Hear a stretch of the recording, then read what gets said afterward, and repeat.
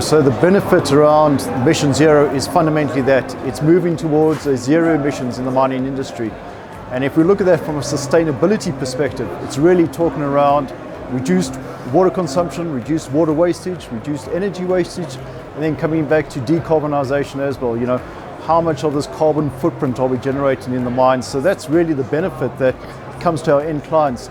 But over and above that, it's also the ability to make it productive. At the end of the day, sustainability comes down to, are we being more efficient in our mines? Are we being able to generate more from less? We know the industry is struggling with depletion of ore reserves going deeper, the grades dropping.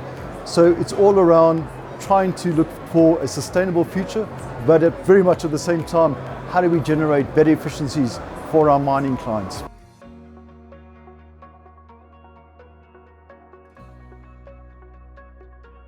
If we look at core equipment, it's actually the entire flow sheet. And interesting enough, it's not necessarily always introducing new equipment. If I look at it at the moment, we are faced with the challenge that there are many operating mines around the world and around our region. So it's how do we look at those items of equipment from a pump to a new crusher design, to a mill design, and how do we optimize that in the current format, and with that ensure that we start moving towards more efficient utilization of these assets.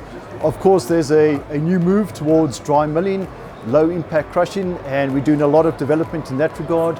We're looking at the whole flotation technology and trying to understand, well, what do we do better? How do we move that curve between grade and recovery and ensure less energy consumption, less water consumption, and ultimately coming out with better grades in that. So it spans the entire spectrum all the way from the pit to the plant itself.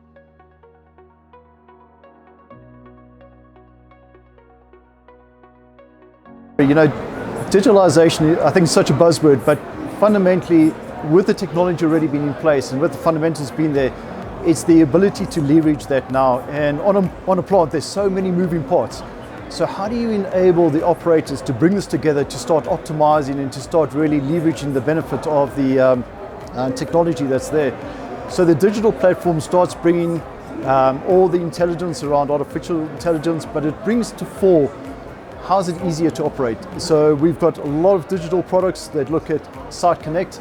It brings the equipment monitoring, the equipment production performance to the operator in a simple tablet, a simple cell phone, so that they understand how each item of equipment is operating on an ongoing basis. And this is a platform that is with Aviva ORS, so it's easy to integrate, it's not bespoke. And I think those are the platforms we're looking at to bring it to every operator on the plant. It talks towards smart cyclones, where we're understanding, is a cyclone optimal or not? Are we sending the wrong product to the final grade? Are we sending the wrong product to tailings?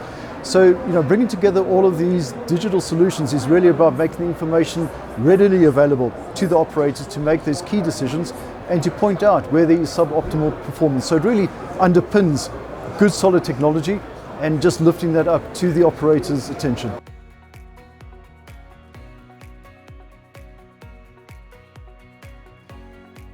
Thanks, Laurie. Talking back to LoadIQ as a specific digital solution that we've looked at and that we've incorporated. Again, this is not only for new equipment, but existing equipment as well. And it's a bolt-on onto existing SAG mills. And we've seen in South America where we've been able to implement the LoadIQ system, bring through an additional 10% of throughput into that SAG mill. And over an annual basis, that talks around $150 million in terms of additional revenue. So that is real revenue in the pocket of our clients. And similarly with that, we've been piloting our new reflux flotation columns, and that is really exciting at the moment, and we've seen a lot of demand for that globally, and we're starting to see the benefit of, again, new technology coming through, new innovative ideas, and all talking towards a sustainable solution for the future. So those two come top of mind right now.